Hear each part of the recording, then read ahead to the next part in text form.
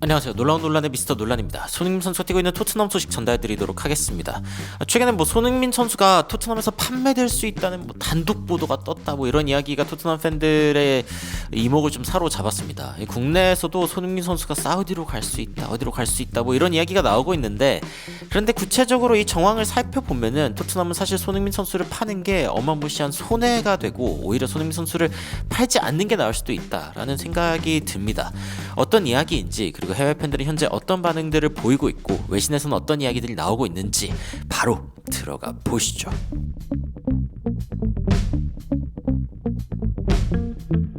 토트넘에서 주급 44만 파운드를 받는 3명의 선수들을 자를 수 있다 라는 이야기가 지금 기브미 스포츠를 통해서 나오고 있습니다. 기브미 스포츠는 사실은 그렇게 공신력 있는 외신은 아닙니다만, 여하튼 익스클루시브까지 붙여가지고, 그러니까 단독 보도다라고 이야기하는 것까지 이제 붙여가지고 이야기하는 걸 보면은 나름 내부 소스를 통해서 전해들은 이야기이다라고 생각하고 있는 것 같아요. 그래서 이 이야기를 들은 토트넘 팬들의 첫 번째 반응은 케인 다이어와 함께 손흥민 선수가 혹시 바이에른 가는 거냐 이런 이야기가 있었지만, 여하튼 기사를 좀 살펴보면은 이렇게 나오고 있습니다. 토트넘이 지금 Consider a revamp by pondering the potential exit of 손흥민. 손흥민 선수의 잠재적인 이제 나가는 거죠. 토트넘에서 이제 나갈 수 있는 잠재적인 가능성이 있는데, 이 가능성에 대해서 pondering, 생각하고 있다.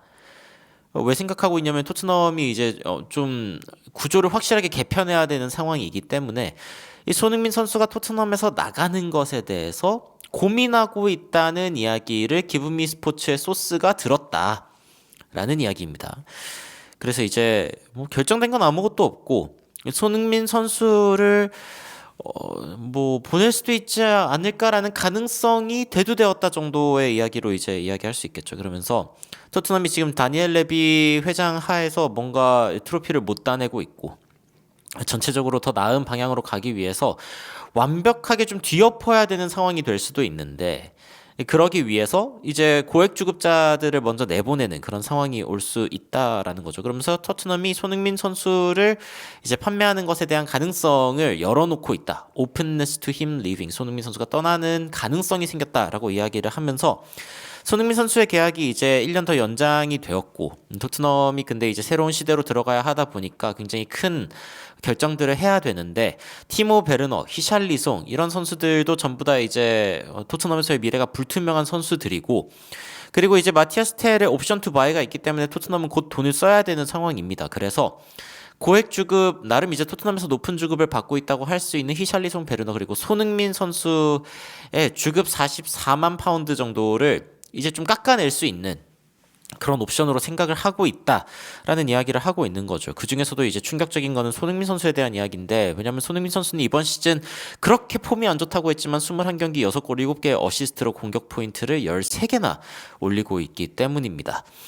손흥민 선수가 없으면은 토트넘 진짜 망하거든요. 그런데 손흥민 선수를 지금 팔려고 하는 부분들이 undoubtedly the biggest of them all. 이 세 명의 선수들 중에 가장 큰 결정이기도 하고, 그리고 이제 사우디아라비아에서 진심 어린 관심이 손흥민 선수에게 쏟아지고 있다라는 이야기가 있기 때문에, 만약에 이게 조금 더 구체화되면은 그러면 토트넘에서 이 부분에 대해서 고민은 할 것 같다. 과거 같은 경우에는 전혀 안 된다라고 생각을 했을 거지만 지금은 고민 정도는 해보는 그런 상황이 될 수 있다라는 이야기를 하는 거죠.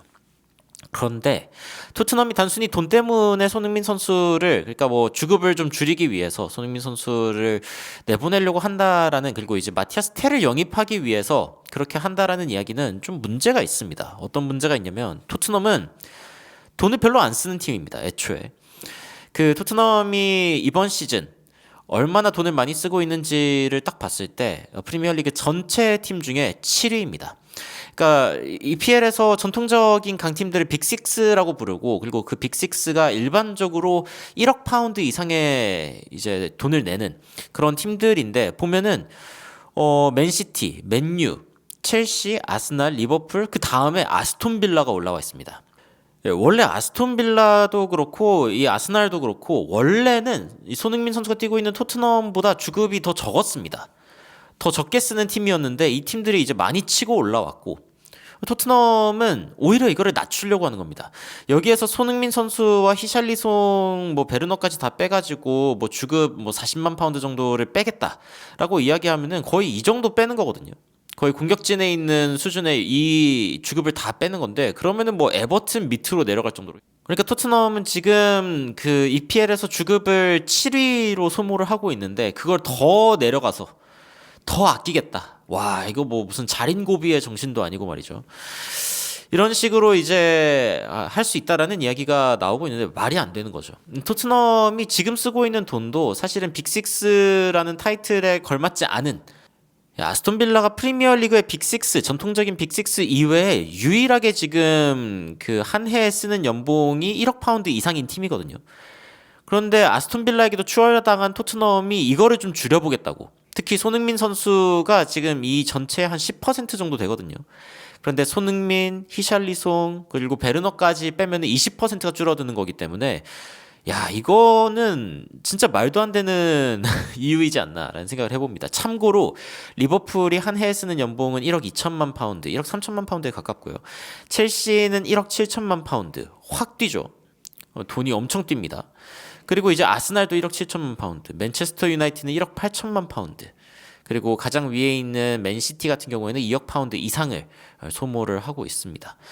이렇게 이제 돈을 많이 쓰는 팀들이 있고, 전체적으로 이제 이거는 작년 기록이기는 하지만 2023-24 시즌에 전체적으로 그 매출 대비 팀에 쏟고 있는, 주급으로 쏟고 있는 양이 얼마나 되는가를 봤을 때 아스날이 36%로 빅식스 중에 가장 많았고, 토트넘은 19%로 빅식스 중에 가장 낮았습니다.